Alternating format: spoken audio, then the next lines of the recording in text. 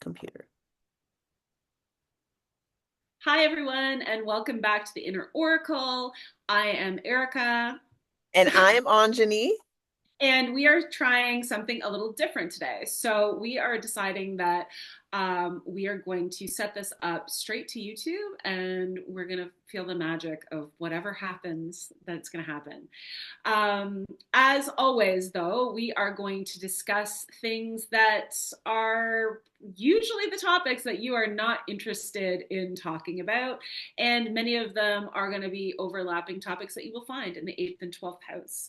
Things like death and orgasms and everything mystical. And today's conversation that you are going to be part of or you are going to listen in on came from an interesting conversation that Anjani and I were having about when you seek out psychic information or when psychic information seeks you out and all of the kind of nuances around that. And it came from a question that Anjani asked me, which was, how do you feel about when a person has a message for you or has psychic information and they just kind of go out and address you with this information right off the bat?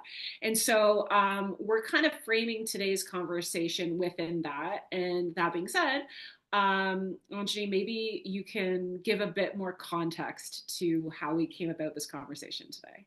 Okay, so has this ever happened to you where somebody approaches you and says they have a message for you? And so they're telling you some psychic information about you that you didn't ask for the reading, you didn't go look for somebody. Okay, has that happened to you? Or have you been the person who receives information that you're like, oh, and maybe it was a dream. I dreamed about this. So should I go tell the person that I dreamed about them?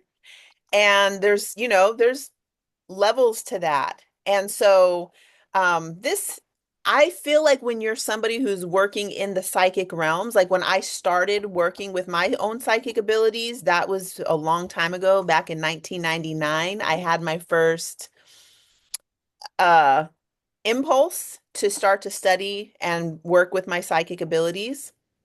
And when I was going through that process, it's like I'm doing a workbook. So I'm doing every single day working on, okay, today it's this. And during that time is when somebody would sit next to me on the subway and say, you're in love with a man, but this is that and this is that. And I'm like, at first I'm like, wow, that's so cool. But over the years, as I began to develop in my abilities and have teachers and mentors who teach ethics, Yeah. I realize that's a no-no. That's not, you're looking at somebody's diary and they haven't given you the key to the diary and you've pried your way in and you're reading their diary. So That analogy. yes, so this it comes up and it comes up, and so when it comes up, I ask, "Hey, Erica, so what do you do?" Either one, when you get the psychic information and you're like, "Oh, wow, I got this message. How do I go about handling that?" How do you feel when somebody gives you a message? Like if I wake up and I feel there's a different thing with dreams, Yeah. that I will kind of be like, hey, you were in my dream last night. Do you want to hear about it? And so, yeah. So, what do you, Okay, so the first thing I do have to say is I laugh about the fact that there is a caveat for the dream thing. Um, but whenever I have someone reach out to me, especially if they are male, and they're like, "So I had a dream about you last night." I'm always like, "This is the worst pickup line." Like it always feels like the ickiest pickup line. And yet at the same time, because I too do a lot of dream work, when someone shows up in my dream and it's like that they're a main character in that dream that day, it takes me a while to be like, okay, I need to walk through the information I'm receiving in this dream to know whether they were representative of something or I actually need to reach out to them. Because more often than not, most of the people that show up in my dreams are people I do not want to be in contact with. And so I'm not going to reach out to them, but I do think there is something around that. And I think it also speaks to when you are tuning into your psychic skills, I think that it's kind of like when you buy a red car and then suddenly all of a sudden all you see is red cars. I always say that when you're doing development work, it's like hanging a open sign above your head, because when the psychic realm, your spirit guides, your team, even just your loved ones know that you're kind of like tuning the dial to be more aware of certain things, I think you do end up with the guy on the bus sitting next to you and giving you those kinds of messages. So I think that's like the first thing is know that if you have decided that you want to start working on your psychic senses, the whole world is going to conspire to help you do that, but there may not be boundaries around that. So, to answer the quick part of the ethics part is, yeah, you and I have a lot of conversations about just the ethics around how you deliver information to people. Me personally, if information is coming through, information to me on some, even if it's just a little drip, more often than not, everybody is using their psychic senses, right? They're picking up on a person's auric field. You are getting a sense of who they are and how they are. And the more you're developing your psychic skills, probably the more natural that starts to become for you. And you don't even recognize that you're getting psychic information. Um, Particularly, and I don't want to talk a lot today about mediumship, but particularly with mediumship too, I think if you are delineating your psychic skills from your mediumship skills, you have a very clear awareness of when spirit's coming in. And for me, I have a very hard boundary about that. I will not give a message. Only twice in 10 years have I ever brought through a person's loved one without a person asking me. And that was because it had been multiple occasions with the same person that I knew they were never going to be sitting down in front of me as a client. And I had to deliver the information just to honor the spirit world. But I do think from a psychic perspective, you receive psychic information for yourself that's for you, like for you to govern yourself in a situation. Not all of the psychic information you receive is information that's coming in because you're now someone psychic and you need to deliver it. So I have a hard boundary about that. I will not give information unless I really feel the nudge and a person asks me, or if I really feel like maybe they need the information, I will say, are you willing and open to a little bit of feedback from me on this? And I'm just letting you know that some of this information is awareness that I know is coming in psychically. More often than not, people love to know about themselves and hear about themselves, right? But you and I have just had the conversation too. When it comes to receiving that information, like for me giving the information, um, I'm very prescribed and ethical about that information. Unless, of course, it's like me and you or my other friends where we're close and half that information's coming in and it's just how we are and we vibe together, then that information's coming in a blend. But otherwise, I'm hardcore ethical. I'm not just going to give a person information. Um, I feel like it's different depending on who the person delivering is for the reception for me. I don't really want you to tell me about myself because like I said to you, I hate people thinking they know me and then giving me information. And only because I feel like I want a certain level of professionalism and ability before you're about to tell me something, because I know myself better than anybody else knows me. So I will know if the information lands or it doesn't. If a person just kind of walks up to me and kind of offers me psychic information and it doesn't land, it's not going to land. So I don't really care, because if it's shitty information and you just broke an ethical rule, then I kind of already feel like I'm going to discount the experience I had. That sounds super, super snobby.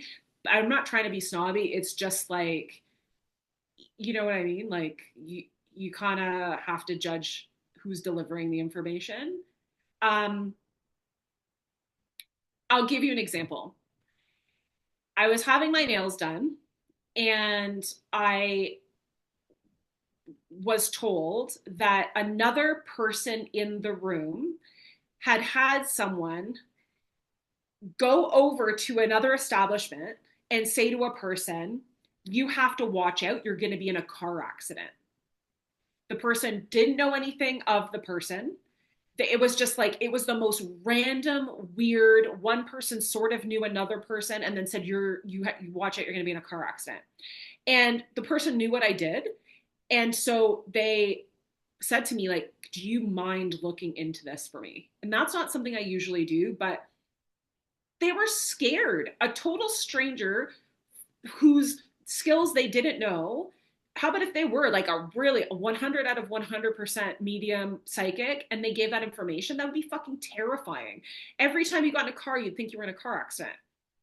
So I did a little psychic investigation. I was like, this is not going to happen to you. You were going to be totally fine. You're fine. And still now, 3 years later, whenever I see this person, they're like, I'm still fine. Like, I know you are.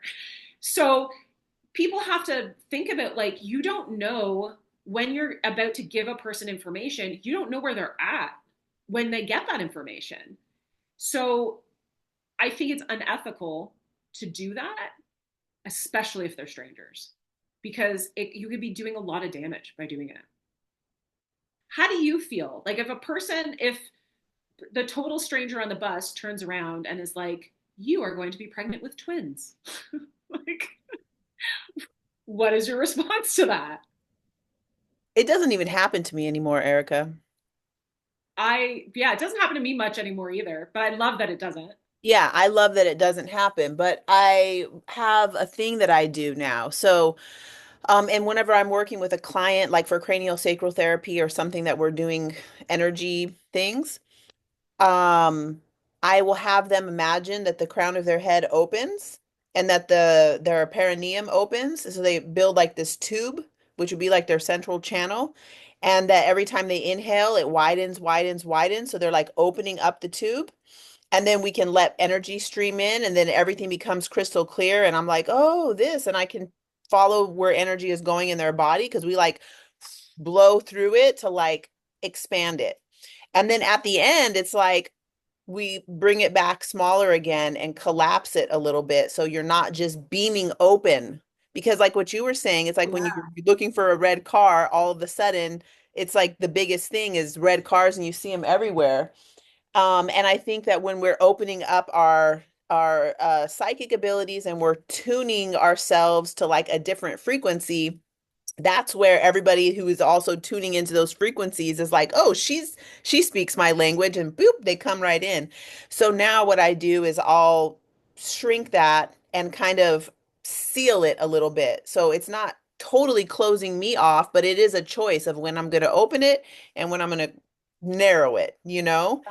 So I don't get it that much anymore. And also, I have this one friend I mentioned to you who is super, I have a couple of really psychic friends actually. And when they tell me a message, I'm grateful. I'm like, wow. And that was amazing. And I really appreciate it because they also know me. Like you said, it's like when you're with your friends and they, it's better. It just comes better and so yeah, we can agree that that's a good thing. But these scary things, like I had this guy in India who was what they would call like white tantra, black tantra. It would be like the same as white magic, black magic kind of thing. He was doing this kind of work where he would go in with his psychic abilities. And then he would text me from India and be like, your dad has a medallion in a purple cloth in a shoebox in his closet. Tell him that he needs to take that medallion and he needs to close the gates. And he didn't close the gates. And that's why you're having these relationships with men in your life. And so I'm like, Dad, what about this medallion? My dad is like, I did close the gates. I don't know. He shouldn't. What is he talking about? And like, no, I'm not going to do that. And I'm just like, what is going on with this medallion? And then the guy would like, I would have a dream with him. And then when I would wake up, he texts me, so how was your dreams last night? And I'm like, Nope. Stop. No. That's too much. And I did not invite you in here. And like, why are you doing this? And so, even though thought that I was boundering I didn't think that I'm just open like that, but he still knows how to do these things. And so, I do not like that. And he would give me messages like, oh, your daughter, she better be careful, blah, blah, blah. And I'm like, stop. No. Just stop with that stuff. Jasmine's fine. She didn't have any problem, but he actually, when we lived in India, because he was my partner in India, we were married. Not really, but we pretended to be married so we could live together. Because in India, if you don't have marriage, you can't co, you can't live together. So we were close, and he would tell me things about my kids, and I would be like, oh my God. So I would be so scared that something was going to happen to them. But like, why would you say a message like that? You I know? don't know. So part of it, I think, is okay. I always want to think the best of a person when they're using their psychic skill. Mm. So part of me thinks that maybe there are people who just want to honor the information coming through, regardless of where it's coming from. And they're just like, okay, I'm going to honor the spirit world or I'm going to honor the psychic realm, no problem. Um, and so it doesn't get filtered. But I do think because I always say I'm like the most skeptical medium on the face of the planet. And so even my own information comes through, and then like my own spirit guides are like, dumbass, like we can't make it any more obvious that it's us, right? So um, I do think there are people who I just think that there are people who are out there that will use skills, whether they got them or not, to just kind of manipulate situations. And I'm not wild about that. It's maybe it's kind of like how we opened up, which is like sometimes you were not in someone's dream and they're like, hey, you were in my dream. So I think there is that, but I don't think there's ever any room. I don't think there's ever any room for violating a person's psychic space, and especially when they're sleeping or dreaming, that is like a hardcore no-no. When Hmm. I first, when I first really formally started studying mediumship, it was unfortunate because there was kind of like this undercurrent conversation that used to exist with people talking about like you have to be able to make sure that you're protected. And I certainly have a level of protection that is still there, but I rely mostly on my spirit guides to kind of run interference for that. I I mean, that being said, I hardcore I'm gonna like pull out a bowl and find if someone put a malokyo on me for the amount of things that keep breaking in my house. So maybe someone's cursed me and they're watching today. Like, just so you know, it's bouncing right back at you. But yeah, I don't think like I used to have a whole thing like I was afraid and like I would imagine myself with like the when you were talking about the pillar of light, like I would close the door and the door would get locked and the key would go in my heart and like it was this whole thing and I was like you can't function in the psychic realm out of fear. Like there is a realm for that kind of energy in the world, but generally in the psychic realm, that's not how things are flying. It's just more a matter of like you're tuning into the radio station and you start receiving the information of where your attention goes, your energy flows. So of course that's gonna be the case, I guess. Um, but I'm not a big fan of people violating my psychic space. And I have had similar experiences to yours, maybe not quite as like icky as that, but I have had people who I thought had my best interest at heart and it was clear that they were messing around in my energy and I'm not about that at What all. about the ones who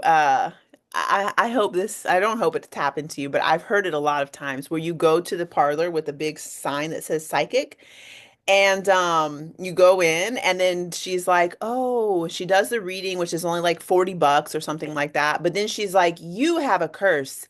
It's going to cost $700 for me to do XYZ and and then your life will be amazing again." And then Um, Two examples. one of my girlfriends is going to be watching this. You know who you are when you watch this. She definitely got pulled in to something like that, and it was very much like that. And I sort of did too, but I'm grateful that it happened actually, because having met that particular psychic set me on my setup to reading for people professionally. She's actually the person that like forced me to go get my first tarot card deck. So shout out to her. She was an exceptional tarot reader. Like came from a long line of people who had read, like it was in her dad had been a psychic, like she was legit. But there was also the aspect of her that, and I mean this in the least politically offensive kind of way, but she was a gypsy, like from gypsy lineage. And there were certain bad habits and ways of her delivery that were kind of in line with what we know as like the bad stereotype of gypsies. And I make fun of my own heritage in this. That is like one of the worst words you can use if you're an Italian. Like to be a gypsy. And so I do think that there was validity in some of the ritual that she was giving both to me and to my girlfriend who did it for much longer. I don't know necessarily that it was founded in something good. I always default to like, if this is making you scared, it's not okay. Like, if it's making you fearful, if it's making you anxious, if you think that something bad is going to happen to you, um, that's like a hard no for me.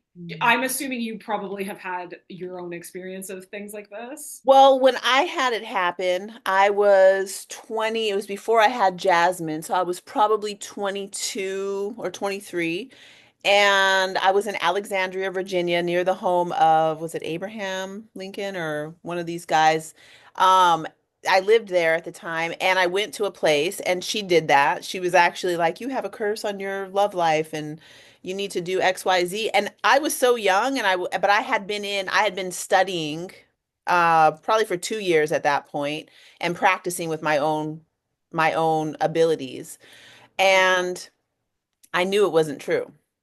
And I Yeah. was like, I'm not giving you nothing. I don't even want to pay for the reading I just had now that I see what you're doing. And I didn't get drawn in, but I have heard people who went to great lengths to get the money and they paid. And then it was they found out it was a whole big scam. And then thank God, didn't happen to me. But I have had psychic manipulation from teachers before. When Chiron was going through Pisces, and I have a lot of planets in Pisces. So it was hitting all of my planets, and that's when my whole reality broke, and I was having like poltergeist shit happen. I don't think we ever talked about it. But I was having real crazy things that were causing harm. Like I had this slice in my hand that happened. It was like crazy things were happening that were actually hurting me. And so I that's when I started studying really intensely. I had 5 different mentors that I was working with at that time to work with my own psychic energy and to like find a way to like I got so many tools from that experience. And that's whenever I started having a lot more ways of being grounded with it. So I was using it in my work. I was like, okay, here we go. But during that time, one of the people was a man, and I'm not saying anything about psychic men at all, but since that time, I am very reluctant to work with somebody who is a man who is psychic. And I think that they can be psychic. There's another reason I'm saying this because I had a lot of teachers who were like, men and psychic abilities, it's just too risky, because of the power, the energy, attraction, desire, and it gets messy. And then what happened that I experienced was exactly that. And it was very bad. He was an astrologer, and he was really good at what he did in the psychic realm, but it was one of these things where he's like, listen to this audio every night before you go to bed, and it's his voice. And then I was like seeing him in my dreams, and then I would wake up holding a rose, and then I wake up, and then the rose would disappear, and I'm like, what is? So he was like getting in me, you know? And then he like had me on the table one day to do energy work, and he was touching me inappropriately when I was like in a altered state through like a breathing and all this. So it was turned out really bad, and I did tell, and he got it. He got Good. it. And it turned out I was not the only one that was I bet experiencing that. not. I Yeah. bet. So, Yeah, it's interesting because like as soon as you said I fell asleep to his voice, and so like the clinical hypnotherapist in me is like, no, right?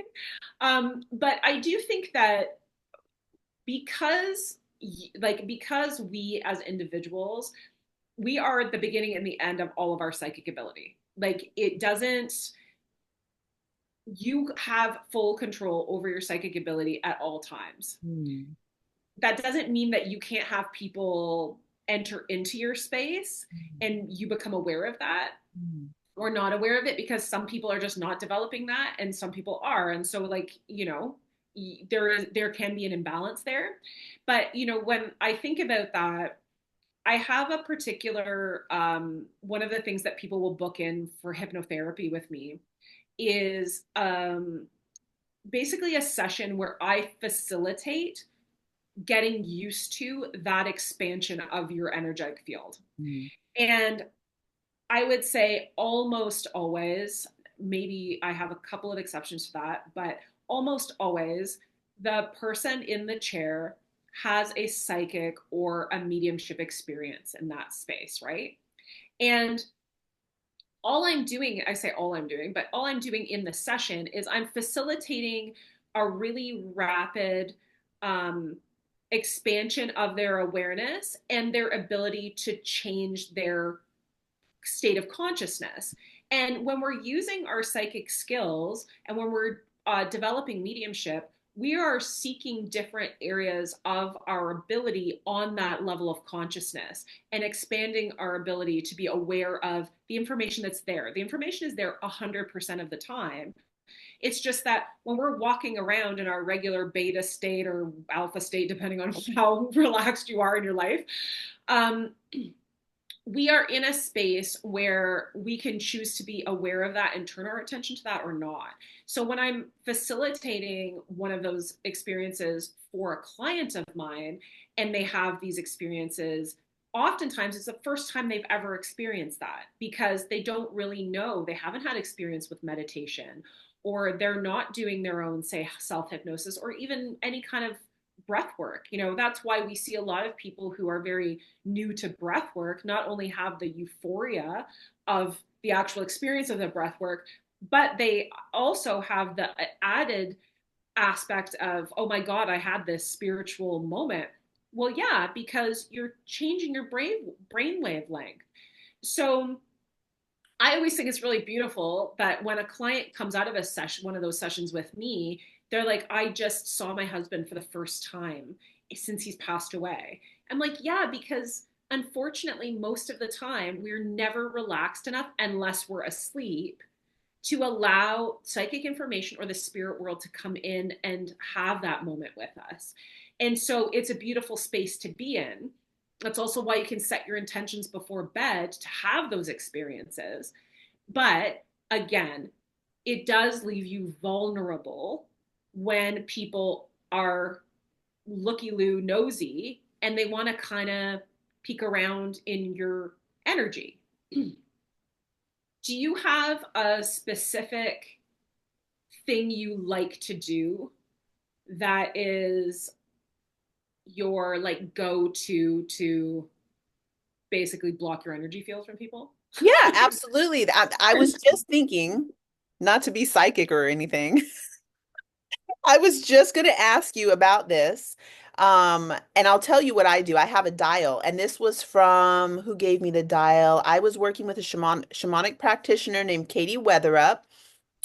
She helped me with so many things, and one of the things that she gave me was this little magical dial So I can turn it up to 10 if I'm going to be doing work with somebody that I need to sense into more of them, or I could turn it down to 0 if I'm just going to be walking through somewhere. And because I used to get overstimulated, and a lot of the anxiety that I was experiencing was just psychic noise that I was picking up on.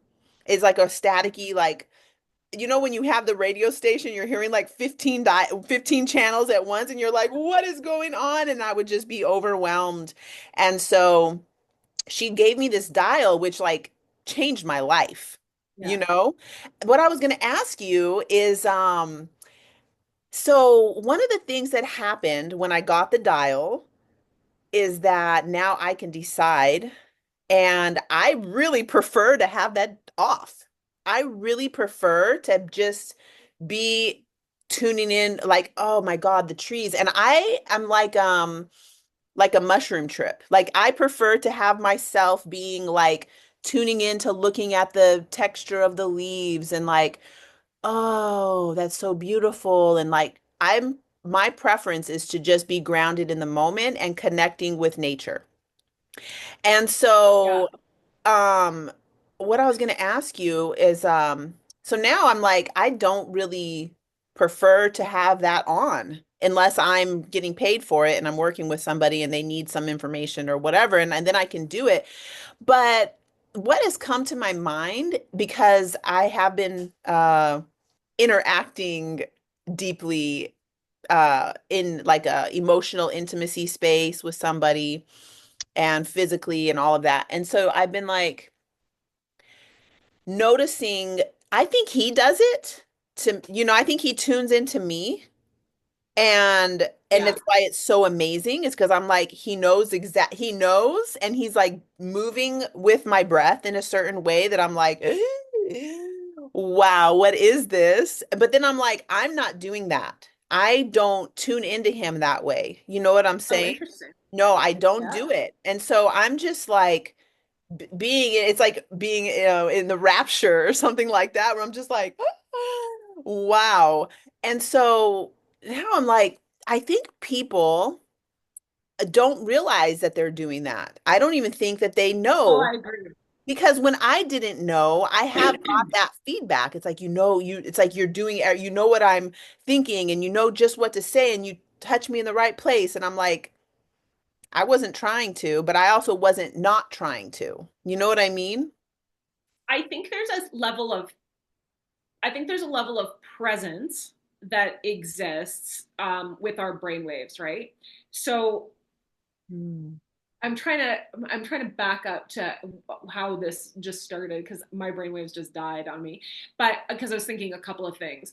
Um, the first thing that kind of stood out was you making the comment about our anxiety. And I see that all the time, right?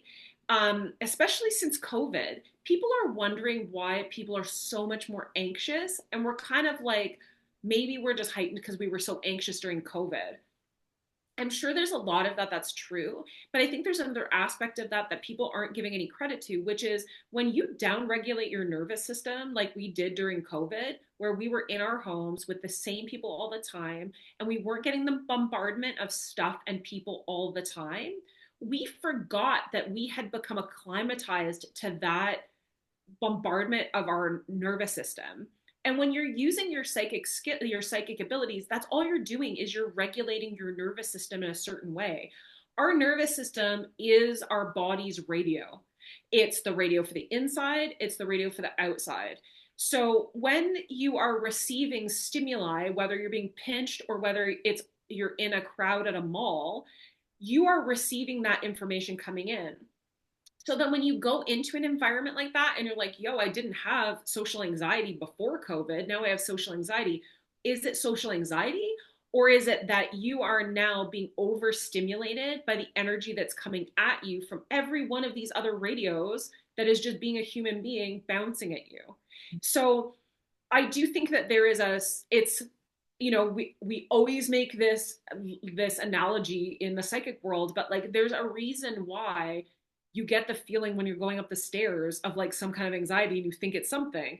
maybe it is something. It's just that you've walked through an energetic field. That's why we get like goosebumps when a person's like, ooh, you know, those cliche things, there's a lot to be said for that, right? And so when you're in a full heightened awareness, like fully heightened awareness gamma state of your brain, no one is usually there. Like I shouldn't say no one is usually there. Like we don't most people do not optimize that during the day, right?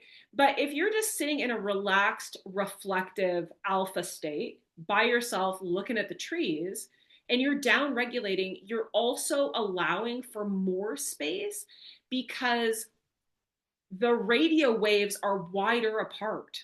So, like, I wish I had this would be a moment where we're like, and we're going to pop this up on YouTube. Look at this video.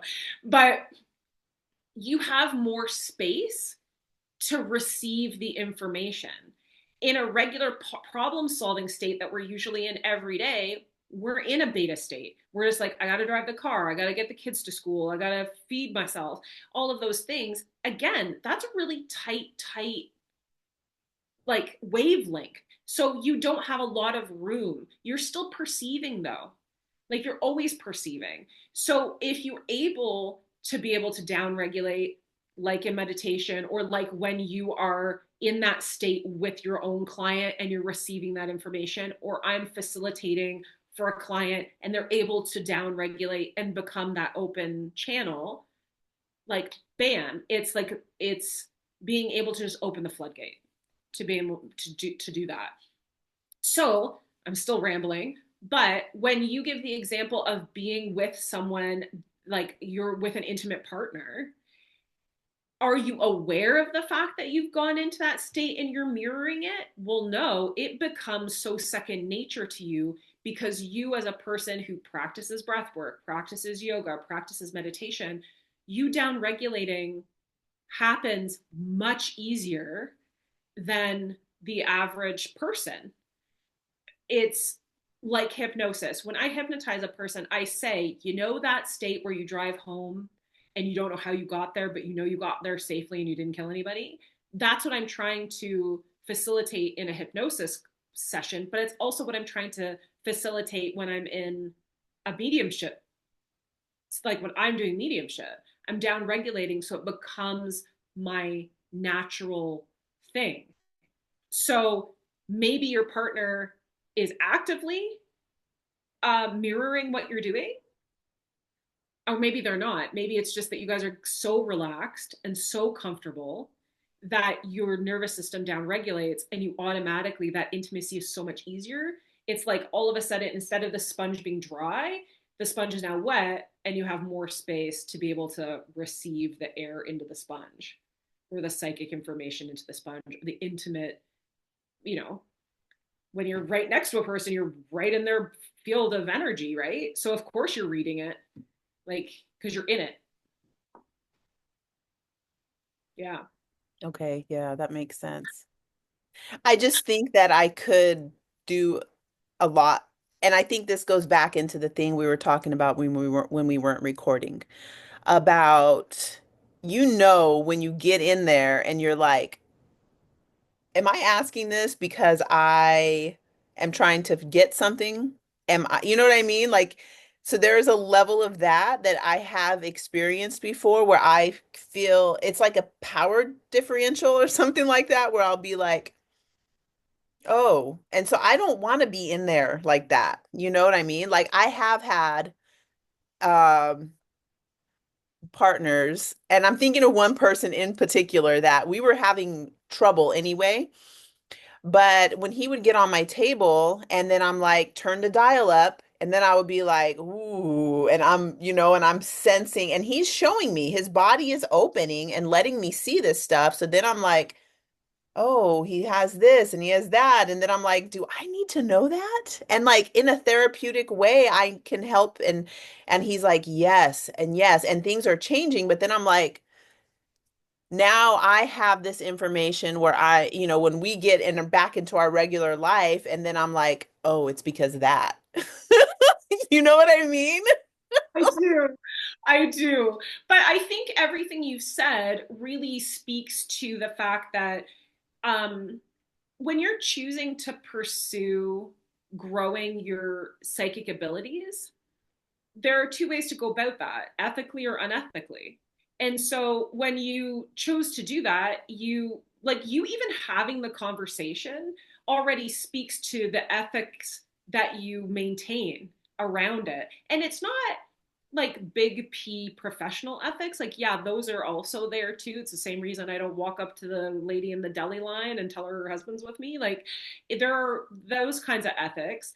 But I think there is another aspect of developing our psychic skills. Our psychic skills are developed when we are doing our own personal growth work, right? And so for you to be able to reflect on that and to give some of the people that are watching context, we had a conversation just about like with great skill comes great responsibility.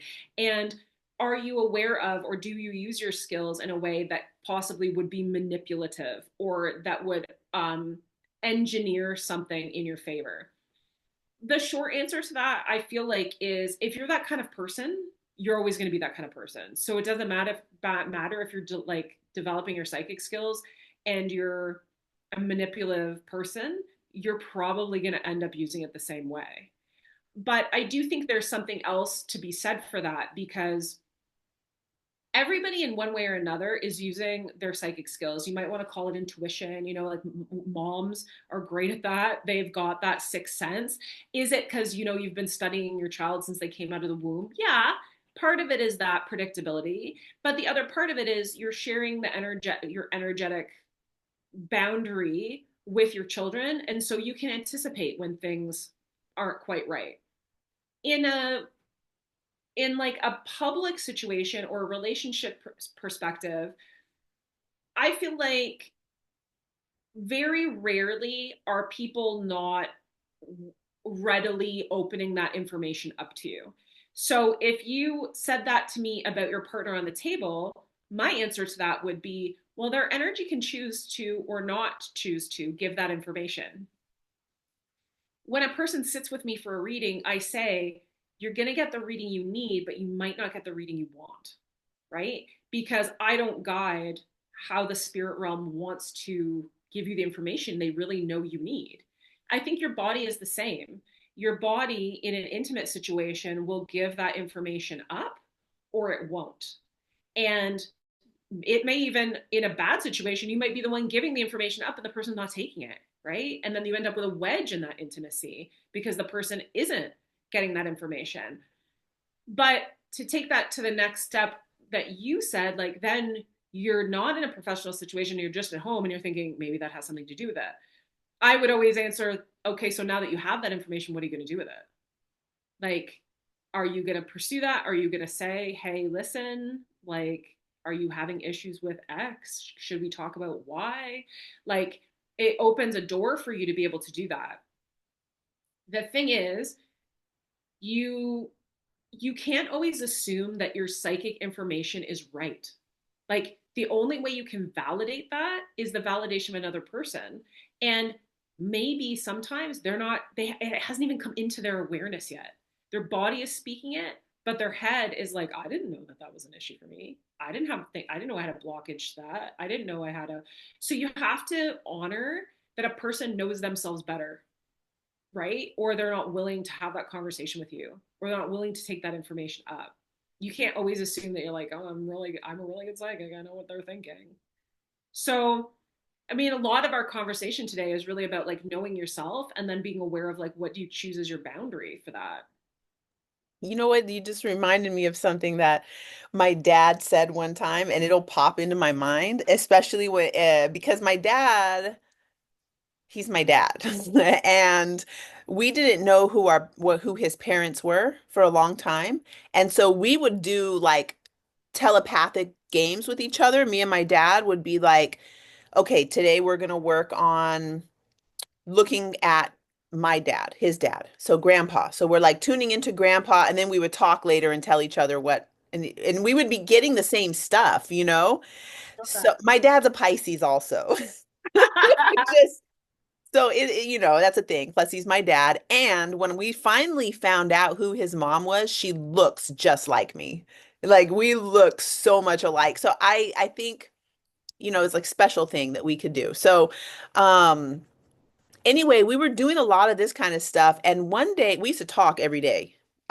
We don't anymore. We're having a break, like a 2-year break. Maybe this is 3 years now. But one day he was telling me about one of his girlfriends that he had, and that she was like, this was my intuition and you're doing XYZ. Like, this is what I know that you're doing. And my dad was like, you don't know shit. Like, that's not true. And like, and then I remember that conversation. And so whenever I will get like a feeling about what's going on with my person, I'll remember my dad being like, you don't know shit. And then I'll be like, I don't really know. You know what I'm saying? So I'll like doubt the information that I got. But something that I have noticed is that when I'm in my luteal phase of my cycle and I'll go running. And so I'm not thinking about stuff and something happens different with adrenaline during a run that slows down time and it makes my awareness different. I get different, like stuff will drop into me different when I'm running. Yeah. And so I'll get information and I'll be like, and it's like I know it's true and I have no doubt about it. Yeah. But then I'll remember my dad being like, you don't know shit. And so then I will be like, I don't actually know. So instead of acting like the information that I got is 100% without a doubt the absolute, I will take it to the person and be like, hey, so this came into my mind, and what do you have to say about it? You know? Yeah. And Yeah. something that has happened in the past when I was with Kailash's dad, that was my son's 12 now. So we had this crazy 7 years of this was really when Chiron was in Pisces, and I was really getting all the psychic stuff came to the present. And he would tell me I was crazy. And he'd be like, "Oh, you're just crazy and you're insecure and XYZ." And then it would be proven that I was not crazy. And Yeah. I was actually seeing images of the women he was cheating on me with, and I could feel how he felt. And I was actually getting that information. And then he later told me, like, actually, that was crazy. And I was so scared. And so I told you you were crazy. And then I was like, oh, wow, what a relief. So while I trust what I'm getting, I will still wholeheartedly take it as it was information, and I know that how it filters through me could be tinged a certain way. So I will still give the person full benefit of the doubt and then see how they respond and go from there, you know? What do you think You're about that? gonna get that. I love it because I think that you're also gonna get the second layer of that gut check about certain things. I was just thinking to myself as you're giving that example, every individual who's ever been in a relationship where they knew someone was being shady, it was like ding ding ding, me too, me too, me too, me too. Like everybody knows that moment where you're like, I am certain of that.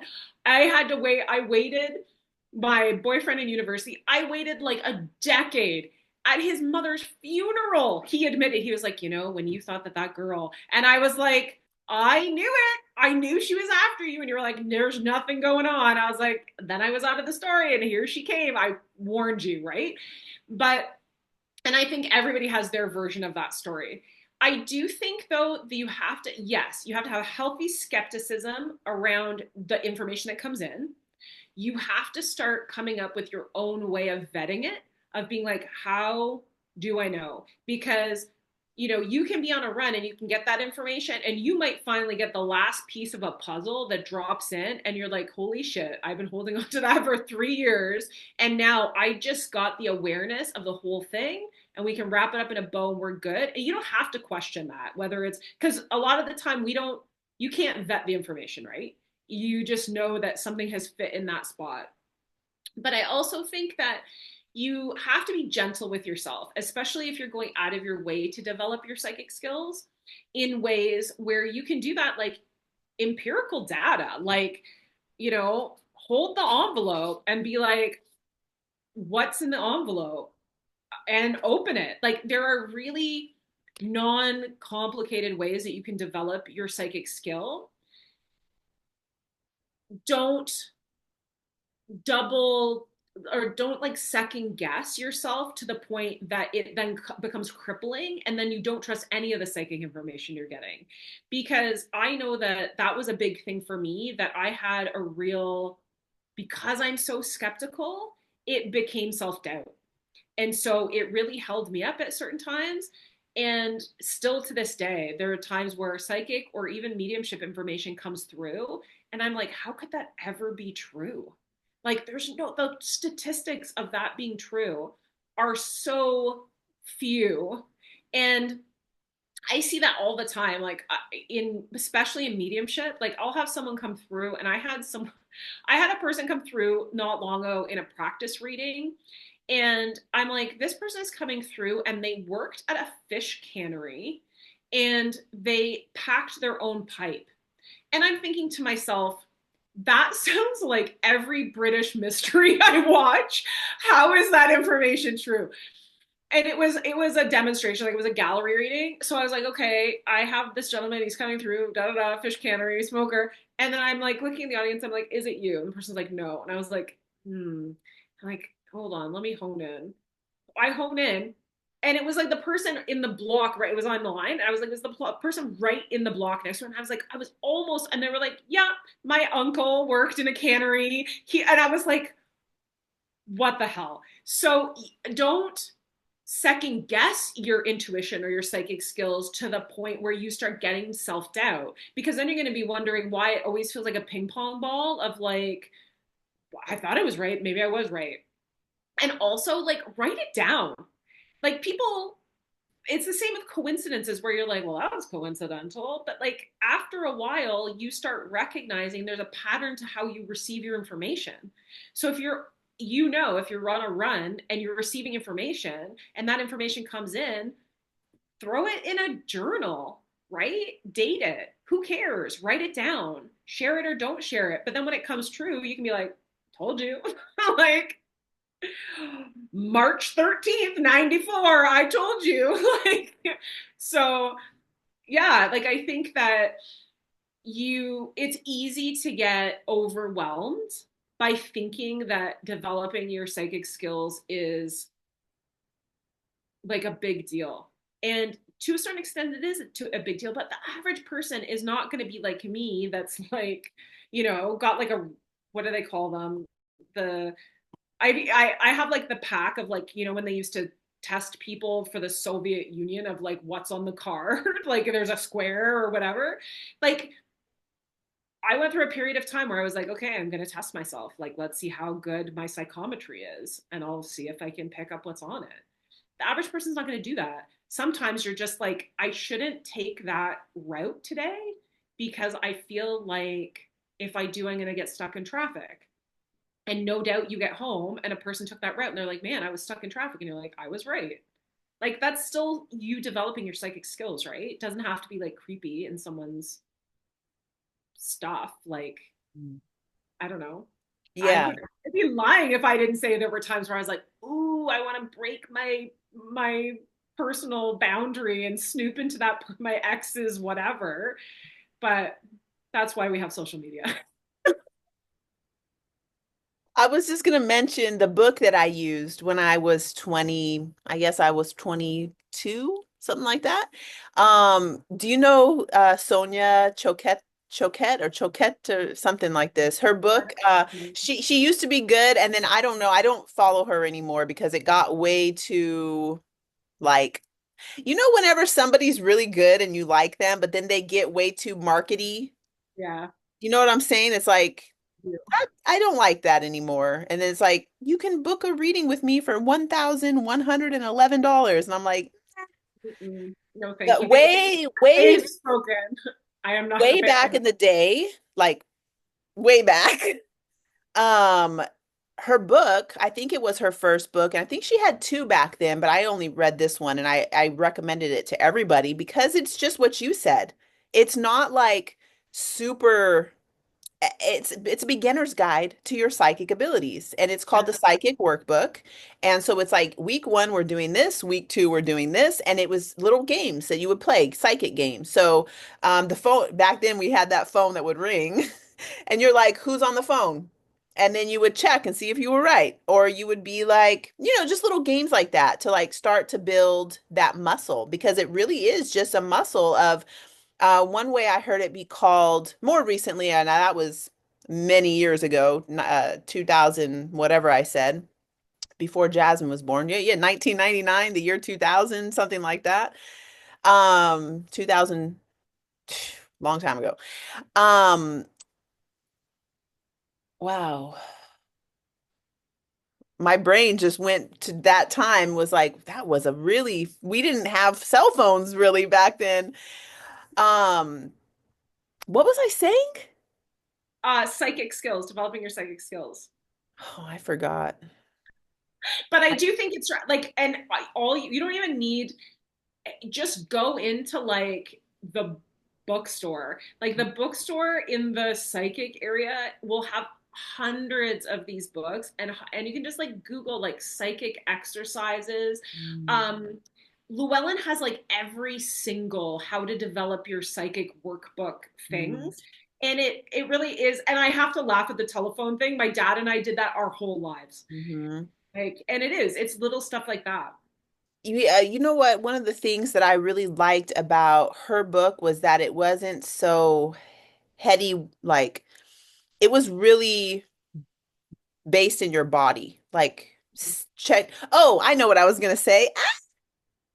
Was that basically that it's like your senses. So like the first senses of touch, your taste, your actual vision, what you hear, that something that I had heard more recently. So that's where I went. I was like 2000 back then. I didn't know about this thing. And this is a more modern thing that I've heard within the last 10, 15 years is that to focus on heightening your sensitivity so that Absolutely. yeah, so that these senses are strong. And then one of the things that I read, and who knows, because I who knows what book this was. It was probably one of those ones that I went to the library and picked it up, and it was like how to develop your psychic abilities.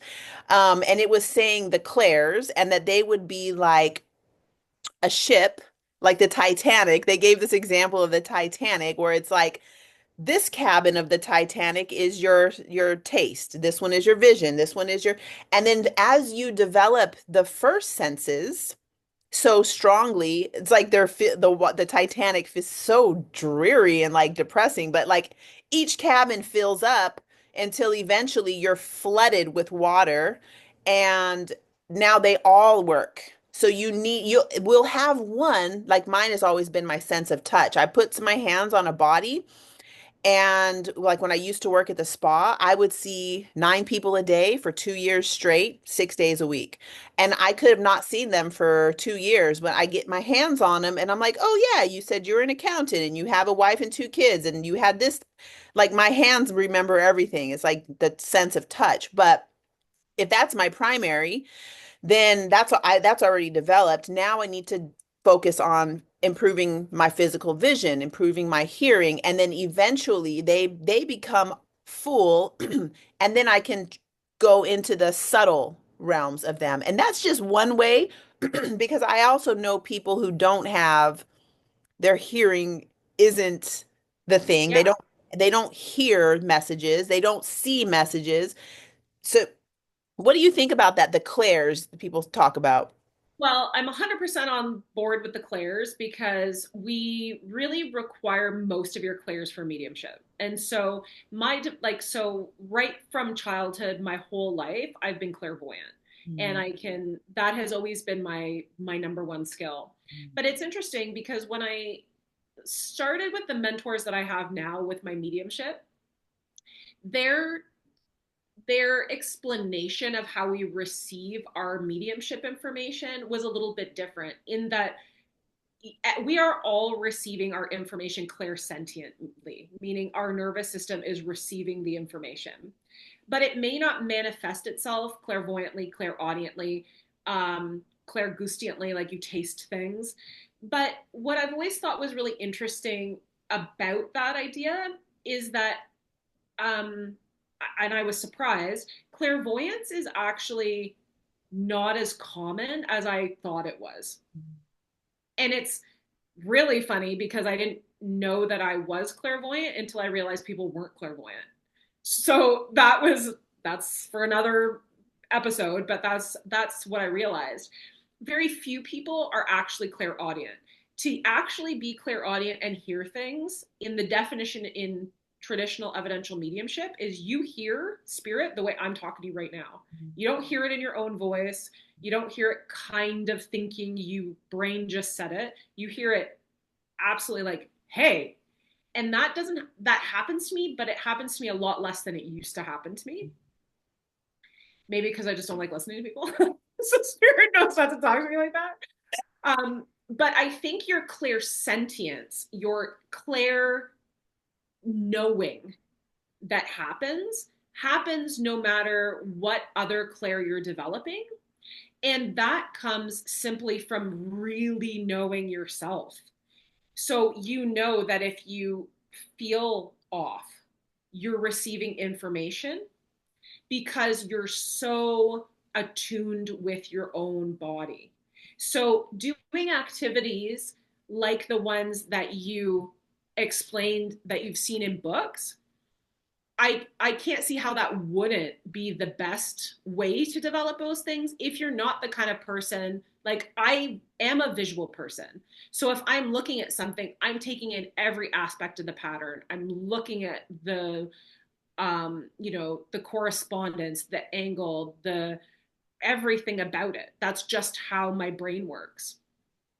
And I was recently listening to an old audio tape recording of one of like the world's most famous evidential mediums. His name is Gordon Higginson.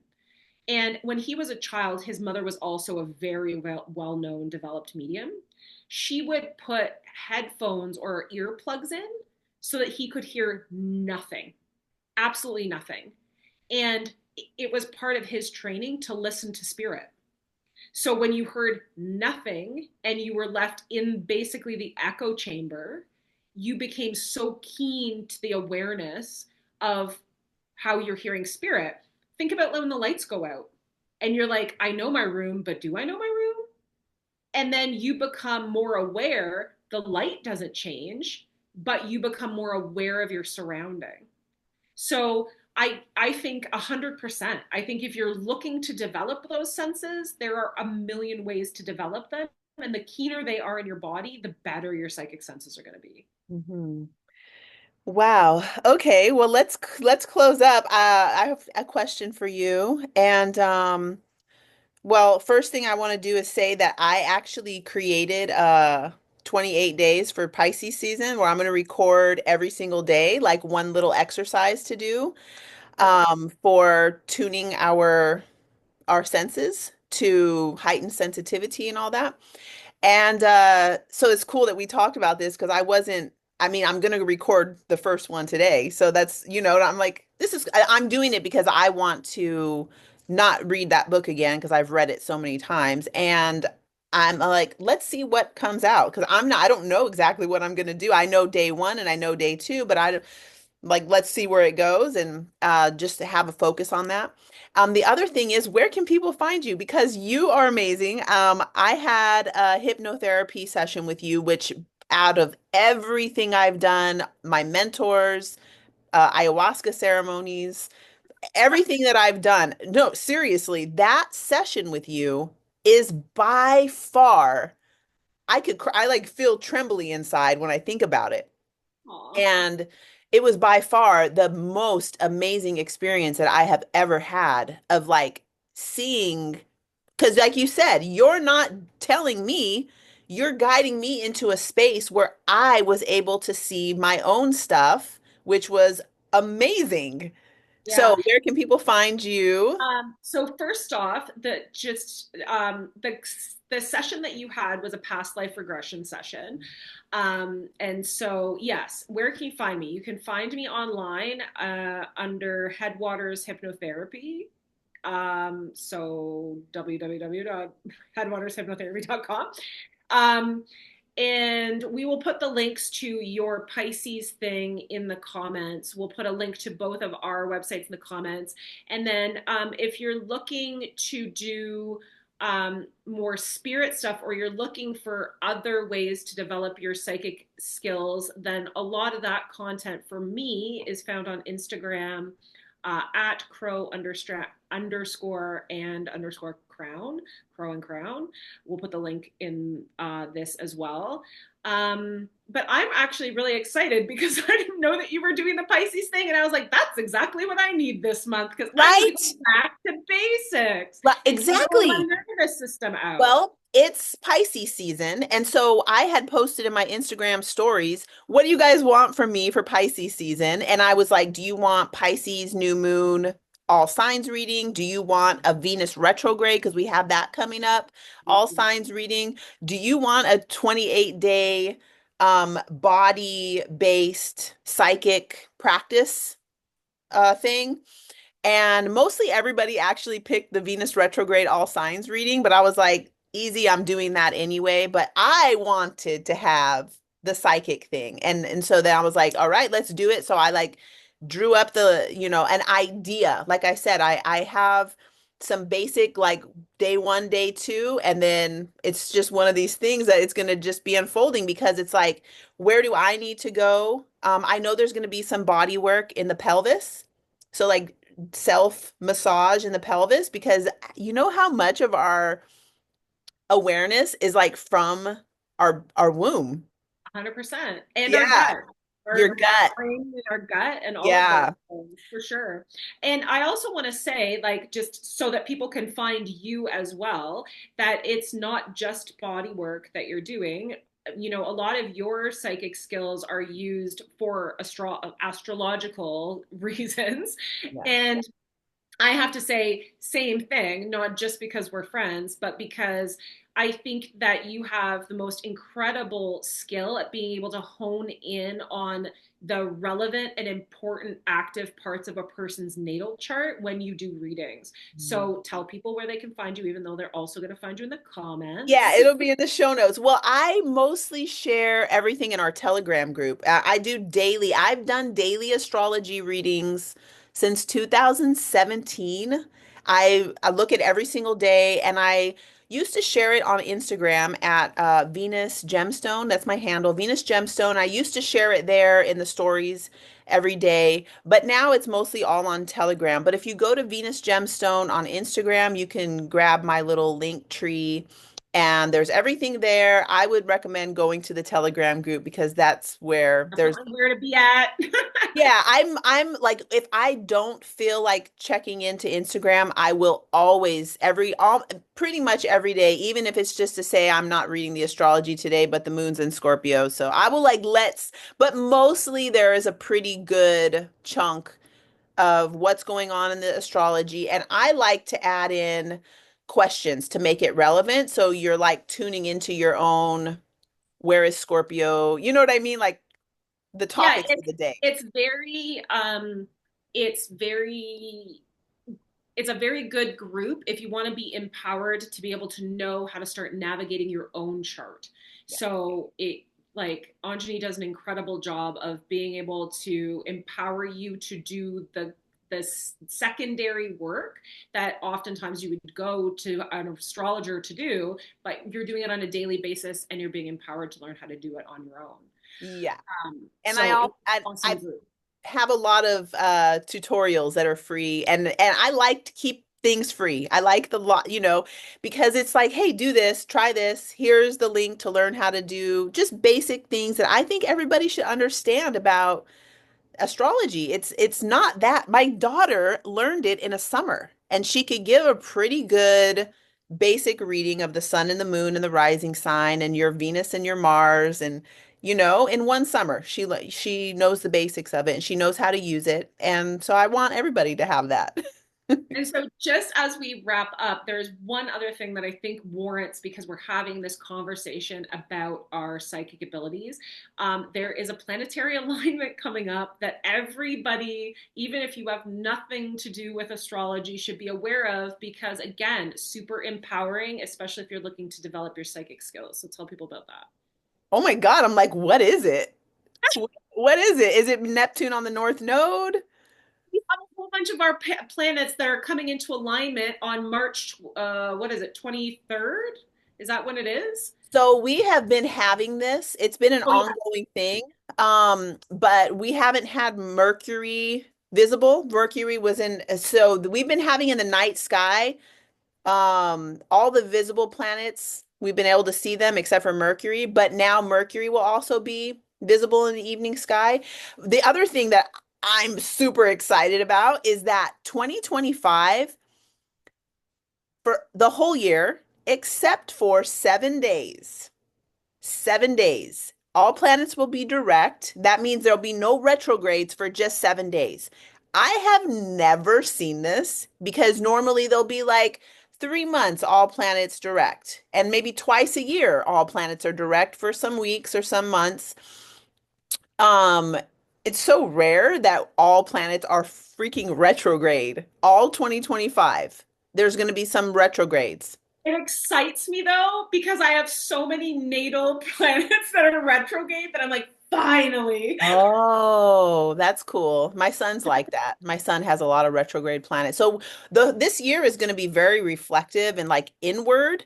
But for this actually starts on February 23rd until March 1st. It Just was for the one week. 23rd. I wasn't wondering. Yeah. Because on the 23rd, February 23rd, Mars will finally go direct after being going retrograde since December. When Mars goes direct, we have all planets direct for one week. And then Venus goes retrograde, and then Mercury goes retrograde, and then we're retrograding something for the whole year.